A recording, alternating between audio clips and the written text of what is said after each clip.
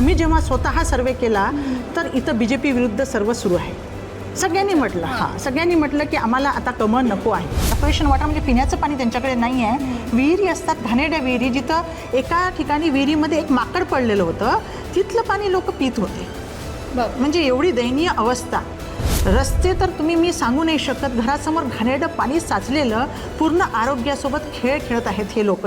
नमस्कार, मी रश्मी केडीकर. महाराष्ट्राचा महासंग्राम या विशेष भागात आपण कारंजा या विधानसभा क्षेत्रात आलेलो आहोत आणि आत्ता माझ्यासोबत डॉक्टर वर्षाताई राठोड आहेत, ज्यांची ओळखच एक समाजसेविका म्हणून आहे. नेहमी समाजासाठी त्या कार्यरत असतात.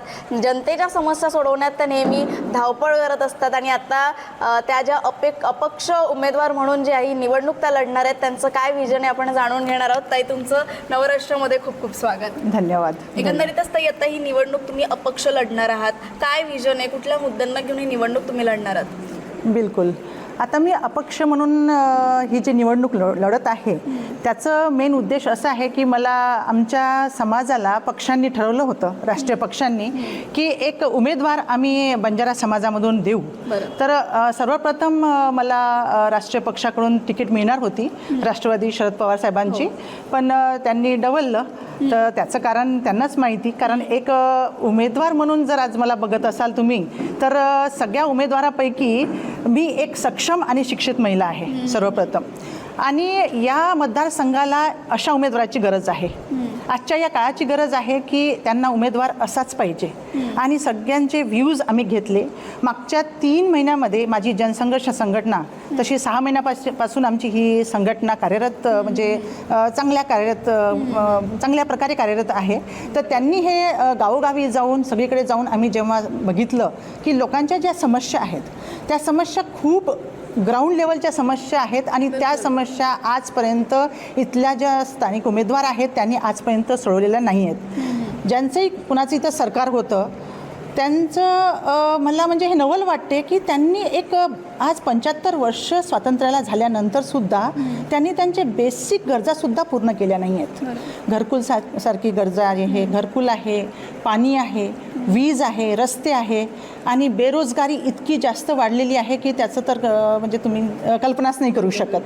नंतर महिलाविषयी जर तुम्ही विचार केला तर महिला अजूनही शिक्षित असूनही त्यांना पुष्कळ साऱ्या गोष्टी काहीच माहीत नाही. त्यांचं जीवनमान अजूनही उंचावलेलं नाही आहे.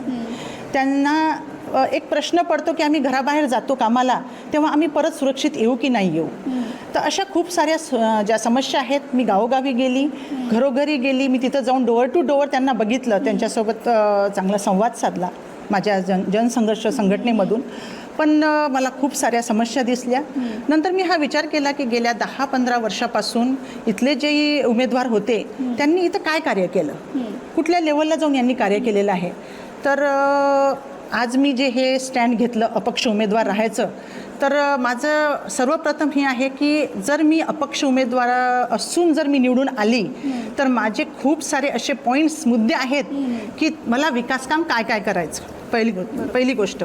पण इथले जे राजकारणी आहेत, कारण आज मला ही जी आशा आहे की मी अपक्ष म्हणून इथून निवडून येईल, ते यामुळे आहे की इथं आमचा एक बंजारा समाज, नंतर बुद्ध समाज, आमचे मुस्लिम समाज, हे जे 3 समाज आहे इथं, तर हे 3 समाज अजूनही सगळ्या गोष्टीपासून वंचित आहे. म्हणजे याचा अर्थ असा नाही की काही मायनॉरिटीवाले जे आहे बाकीचे ते पण असतील, पण एस्पेशली हा समाज बिलकुल नाराज आहे मला जे तिकीट मिळालं नाही त्याच्यामुळे, की मॅडमला मिळायला पाहिजे होतं. कारण मॅडम एक चांगल्या आमच्या उमेदवार आहेत, तर ते खूप नाराज आहेत. कारण त्यांचं आता विकासकाम होईल की नाही होईल, बेरोजगार मुलांना जॉब मिळणार की नाही मिळणार, महिलांचा खूप सारा प्रॉब्लेम, त्यांना काम मिळणार की नाही त्यांच्या हाताला, तर त्यामुळे ते सर्व नाराज आहेत. दुसरी गोष्ट, जे राष्ट्रीय पक्ष आहे त्यांनी ज्या प्रकारे तिकीट वाटप केलं ते खूप जास्त मोठा प्रश्नचिन्ह आहे. तुम्हाला काय वाटतं ते तिकीट का नाकारलं गेलं असेल? तिकीट का नाकारलं गेलं असेल याचं तर ते पक्षश्रेष्ठी सांगू शकतात. मी ते सगळ्यांसमोर ही गोष्ट बोलण्यासारखी नाही आहे. तर तेच सांगतील, कारण हे राजकारण आहे, याच्यामध्ये काहीही होऊ शकते. हे मी आता मला समजून चुकलेलं आहे की याच्यात काहीही होऊ शकते. पण सर्वप्रथम BJPमध्ये जे लोक होते ते राष्ट्रवादीमध्ये आले, बरोबर आहे. म्हणजे BJP तिथं आला. नंतर BJP ज्यांना तिकीट मिळालं तेच पहिले राष्ट्रवादीमध्ये होते, म्हणजे ते BJP झाले. 10 वर्ष ज्यांनी सपोर्ट केला BJPला ते सुद्धा याच्यामध्ये रिंगणात आहे. आणि बाहेरून जे सपोर्ट करून राहिले ते BJPला ते सुद्धा इथं आहे. म्हणजे जर आपण बघितलं तर पूर्ण वातावरण हे BJPमय यांनी केलेलं आहे. आणि आज आमच्या मतदारसंघात जेव्हा मी गावोगावी गेली, जेव्हा मी घरोघर जाऊन त्यांना विचारलं की त्यांचं मत घेतलं, मला माहिती नाही सर्वेमध्ये म्हणतात की BJPचं असं त्याचं तसं, पण आम्ही जेव्हा स्वतः सर्वे केला तर इथं BJP विरुद्ध सर्व सुरू आहे. सगळ्यांनी म्हटलं की आम्हाला आता कमळ नको आहे. अच्छा. आणि नेमकं वातावरण असं निर्माण झालेलं आहे की सर्व BJP इथं तयार झालेली आहे. मग आता लोकांनी मतं मारायचे कुणाला, सर्वात मोठा प्रश्न आहे. आणि माझ्याकडे आता माझ्या समोर पण इथं बसलेले आहेत, प्रत्येक समाजाचे लोक समूह करून माझ्यासमोर येत आहे.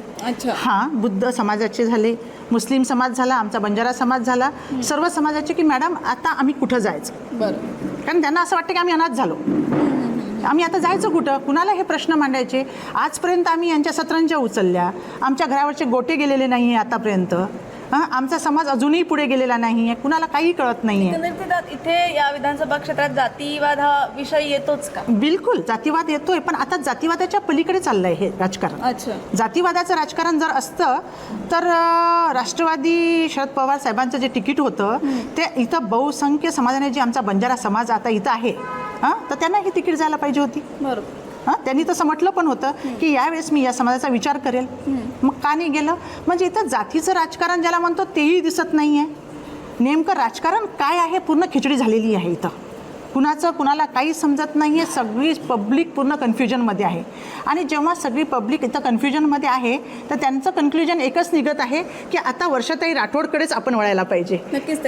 अपक्ष असलं तरी नागरिकांची मला वाटतं साथ प्रेम तुम्हाला मिळतंय, ती खूप मोठी गोष्ट आहे. आता तुम्ही समस्यांची आपण गोष्ट केली, कारण ज्या विधानसभा क्षेत्रामध्ये ज्या काही समस्या आहेत, ग्राउंड लेवलवर खूप मोठ्या समस्या असतात प्रत्येक नागरिकांच्या असतात. आणि तुम्ही सातत्याने जे आहे लोकांच्या, तुम्ही म्हणता की स्वतःहून तुम्ही सर्वे करतायत, कुठली मोठी समस्या तुम्हाला जाणवते? आणि बोलण्यात तुम्ही आता म्हटलं की महिला सुरक्षेचा खूप मोठा प्रश्न इथे निर्माण आहे, तर तो काय? एक्झॅक्टली. महिला सुरक्षेचा ॲक्च्युली हा तर इंटरनॅशनल आहे, तुम्ही बघितलं तो सगळीकडे आहे. तोच आहे प्रकारे. इथं काय होतं, महिलांना काही उद्योगधंदे मिळत नाही. गावामध्ये कसं असतं की महिलांना असं एक उद्योगधंदे पाहिजे की जेणेकरून महिला इथून तिथं काम करायला, या गावातून त्या गावात, म्हणजे त्यांची भटकंती नाही होणार एकंदरीत. आणि काही शिक्षित महिला असतात, त्यांना वाटते की आम्हाला काही ऑफिशियल किंवा काहीतरी कंपनी इथं यायला पाहिजे, चांगलं इथं उद्योगधंदे उभे राहिले पाहिजे की जेणेकरून आम्हाला इथं आम्हाला जॉब मिळेल. नंतर मुलं आहेत, बेरोजगार मुलं, त्यांना सुद्धा वाटते की इथं काहीतरी कॉलेजेस, शाळा, मोठे उद्योगधंदे, MIDC डेव्हलपमेंट असं काहीतरी इथं झालं पाहिजे की आम्हाला इथं आम्हाला जॉब मिळेल, आमची भटकंती कमी होईल. कारण त्यांना खूप म्हणजे त्यांना शेतीकडे सुद्धा वळावं लागत आहे, असं पण प्रकार आहे इथं जे त्यांना नको आहे आता. अच्छा. तर सगळे महिला आणि मुलं जे आहेत, तरुण मुलं, ते कंटाळलेले आहेत सगळ्या गोष्टीला, मुलं मुली जे आहेत सर्व.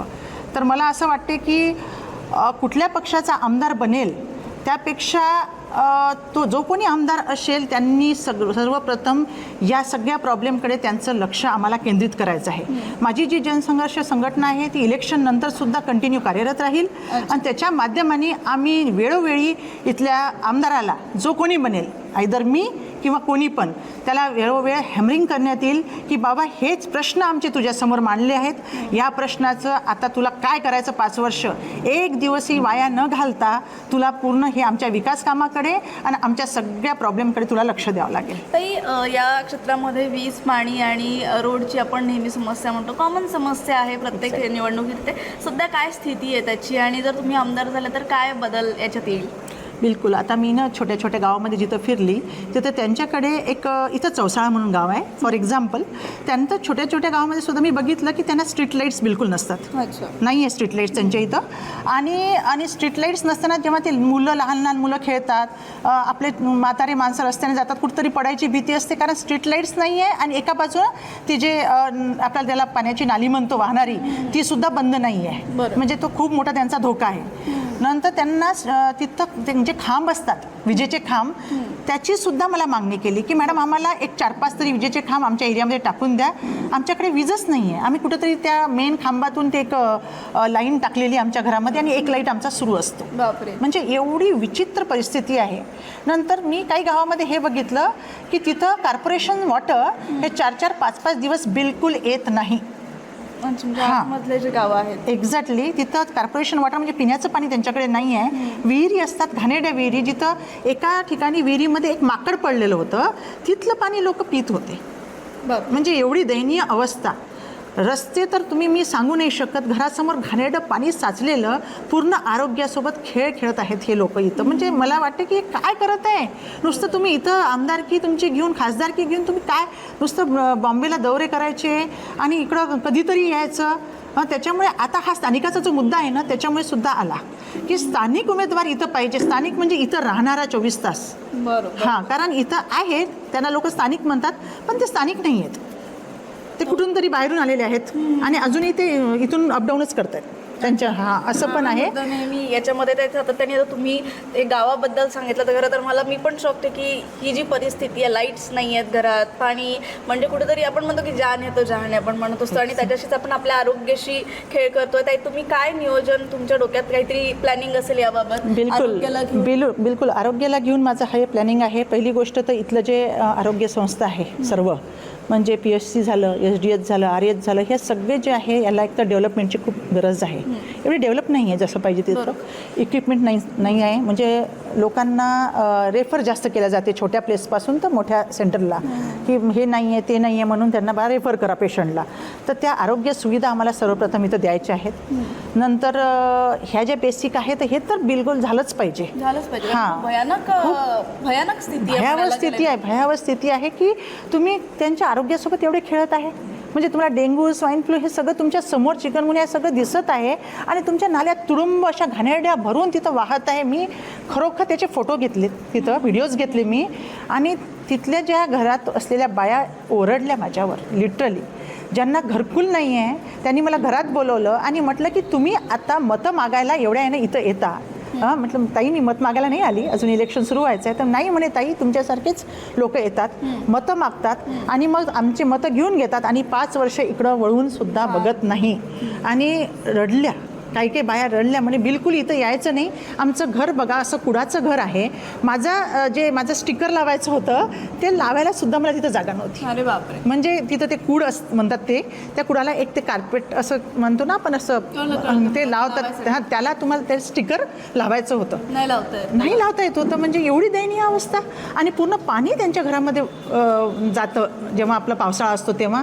तर म्हटलं तुम्ही कसे राहतात? तर म्हणजे मॅडम बस आमचं असंच असतं, पूर्ण पाणी खाली भरलेलं असतं आणि आम्ही वर स्वयंपाक करतो. आणखी ती स्थिती खूप गंभीर होत असेल. खूप गंभीर स्थिती होते तिथं पावसाळ्यामध्ये. आणि मग आणि एक मी अजून बघितलं की एका गावामध्ये 1-2 लहान मुलं एक गुंड घेऊन असे येत होते आणि त्यांच्या याच्यामध्ये स्कूल ड्रेस त्यांनी घातलेला होता. म्हणजे यांनी स्कूल ड्रेस घातलेला आहे आणि हे पाणी आणत आहे. तर म्हणे मॅडम हे आमचं रोजचं झालेलं आहे. आमची मुलं स्कूलला बंक करून हे कामं करतात, कारण एक टायमिंग असतो पाण्याचा आणि ते खूप दुरून तिथून ते पाणी आणतात. आणि तेवढंच, आणि तिथे हापसी वगैरे असते, तिथून हे मुलं खूप दुरून पाणी आणतात म्हणे.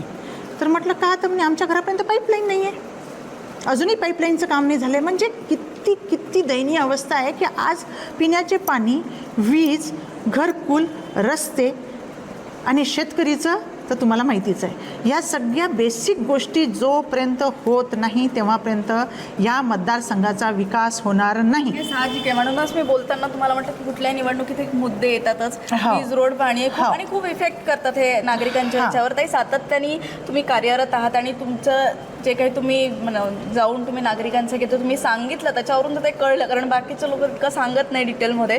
सातत्याने तुम्ही कार्यरत आहात, विकास कामं तुम्ही करतात. काय वाटतं त्या विकास कामांच्या याच्यावरून किती मतदार साथ देतील? कारण इथे आपण पाहिलं तर बरेच लोक उमेदवार इथे आहेत. टक्करही काट्याची असणार आहे. बिलकुल टक्कर एकदम काट्याची आहे इथं. पण मला माहिती नाही, कुठंतरी माझा सिक्स सेन्स मला असं म्हणत आहे की आत्ता काळाची जी गरज आहे, जी नवीन पिढीला समोर दिशा पाहिजे, ते दिशा दाखवण्याचं काम मी करणार. एक कॉन्फिडन्स आहे. Actually this is not over confidence, this is confidence only, की मला एक कॉन्फिडन्स आहे की मी या नवीन पिढीला मला एक दिशा दाखवायची आहे आणि प्रत्येक नागरिक जागरूक होऊन आज मला मतदान करेल आणि त्यांचं मतदान मी बिलकुल वाया जाऊ देणार नाही. हे बिलकुलच, कारण आता नागरिकांना काय असते, मी करणार ऐवजी मी काय करणार, काय नियोजन तुम्ही ते सांगा आधी, मग आम्ही मत देऊ. अशा पद्धतीचं आता हे बिलकुल झालेलं आहे. असं आहे. आणि मी यांना सांगितलं आहे, माझ्या मतदार बंधू भगिनींना मी हे सांगितलेलं आहे की तुम्ही पूर्ण विचार करा आणि तुमचे पूर्ण समस्या आहे तुम्ही लिहून काढा. प्रत्येक गावामध्ये तुमच्या समस्या लिहा आणि त्या समस्येवर 1 बाय 1 आपण कार्य करू. जर मी निवडून आली तरीसुद्धा आणि नाही आली तर त्या आमदाराला बसून आपण त्यांच्याकडून ते कामं करून घेऊ. पण कामं करू, सातत्याने जनतेच्या सेवेत राहू. ताई, शेवटी आमच्या प्रेक्षकांना तुम्ही काय सांगणार? प्रेक्षकांना मी हेच सांगेल की आज तुमची एक लाडकी बहीण म्हणते मी, तुमची मुलगी, तुमची आई, तुम्ही जे काही मला समजाल, तर या मतदारसंघात मला फक्त मी आता जे ताईला सांगितलं इंटरव्ह्यू घेताना की या सगळ्या ज्या समस्या आहेत या समस्या सोडवण्याकरता मी इथं बसलेली आहे आणि तुम्हाला आज उमेदवार निवडायचा आहे. तुम्हाला हा उमेदवार कसा निवडायचा हे फक्त तुमच्यावर निर्भर आहे. कारण तुम्ही जे कराल त्याचाच रिझल्ट 20 तारखेनंतर दिसणार. कारण तिथं आतमध्ये जाऊन तुम्हाला जेव्हा तुम्ही एकटे जाता मत द्यायला तर तुम्हाला विचारपूर्वक 5 मिनिटं तिथं थांबायचं आहे आणि मगच तुम्हाला ते बटन दाबायचं आहे. तुम्हाला सगळं तुमचं मागचं सगळं 15 वर्षाचा तुम्हाला तो इतिहास आठवायचा आहे. त्या 5 मिनिटात तुम्हाला तो इतिहास आठवून तुम्हाला हे करायचं की आज आम्ही जे हे मत देत आहो या मताचा इफेक्ट पूर्ण 5 वर्ष चालणार आणि 5 वर्षानंतर होऊ शकते की पुढच्या 20 वर्ष ते चालत राहणार. कारण इथं असं झालं आहे ताई की इथं एकदा त्या जो माणूस बसला तो 10-15 वर्ष तिथून हटणार नाही. अच्छा. मग तो माणूस तिथं बसवताना किंवा ती बाई तिथं बसवताना तुम्हाला 10 वेळा हा विचार करावाच लागेल. हा याच्यासाठी करावं लागेल की तुम्हाला तुमचं भविष्य त्याच्या हातात द्यायचं आहे. तुमच्या पुढच्या पिढीची दिशा, तुमचं भविष्य त्यांच्या हातात द्यायचं आहे. तर ते एक चांगलं योग्य निर्णय घेऊनच तुम्ही मतं द्या. आणि मी तुम्हाला विनंती करते की तुम्ही आता हे जे मी अपक्ष म्हणून इथं उभी राहिलेली आहे तर ह्या संधीचं तुम्ही सोनं करा. मी जरी अपक्ष असली तरी तुमच्यासमोर एक शिक्षित आणि उच्च शिक्षित मी एक महिला आहे आणि तुमच्या विकासाचं मी दृष्टिकोन घेऊन माझी जनसंघर्ष संघटना कार्यरत आहे. तर त्या दृष्टिकोनानं माझ्यावर एकदा विश्वास करा आणि मला तुम्ही मतं द्या. बिलकुल ताई, तुमचं हे स्वप्न नक्कीच पूर्ण होईल अशी आशा करते. आज तुम्ही नवराष्ट्राशी जुळले, नवभारतशी संवाद साधला, त्यासाठी तुमचे खूप खूप आभार आणि तुमच्या पुढील निवडणुकीसाठी आणि वाटचालीसाठी खूप खूप शुभेच्छा. बिलकुल धन्यवाद ताई तुमचं पण आणि धन्यवाद सगळ्या. बिलकुल ताई, एकंदरीतच आपण वर्षा ताईंशी आपण चर्चा केली आणि बोलताना ताई ते एक आक्रमक म्हणजे विकासाच्या बाबतीत आक्रमक असं व्यक्तिमत्व जे आहे ताईंचं आहे. सातत्याने ताई जे आहे त्यांनी सर्वे केलेला आहे नागरिकांच्या, जनतेच्या तळागाळात जाऊन अनेक गावांमध्ये. आता हे कारंजा विधानसभा क्षेत्राच्या गावामध्ये जाऊन ती दयनीय अवस्था यांनी सांगितली आहे. भयावह असं दृश्य जेव्हा आपण ऐकू तेव्हाच ऐकताना प्रत्येकाला वाटतं एकदम काय ते म्हणजे पाण्याची सोय नाही, ते पाणी घरात जातात, अनेक समस्या आहेत त्या स्वतः जाऊन त्यांनी पाहिलेलं आहे आणि त्यांचं व्हिजनही बऱ्यापैकी आपल्याला क्लिअर दिसलंय की त्यांना काय करायचं. असं नाही की ताईंनी म्हटलं उमेदवार त्या झाल्या, आमदार झाल्या, नाही झाल्या तरी सातत्य त्या सामाजिक कार्यात ते अग्रणी राहणारे, ते काम करत असणारे. पण इतकं असलं तरी इथे काट्याची टक्कर आपल्याला पाहायला मिळते. अनेक उमेदवार आहे. आता या विधानसभा क्षेत्रात पुढे काय होणार आहे हे पाहणं महत्त्वाचं असणार आहे. या निवडणुकीचे अपडेट मी तुम्हाला क्षणोक्षणी देत राहणार आहे. तोपर्यंत माझ्यासह पाहत राहा महाराष्ट्राचा महासंग्राम. कॅमेरा पर्सन तन्मयसह रश्मी खेडीकर, नवराष्ट्र, कारंजा.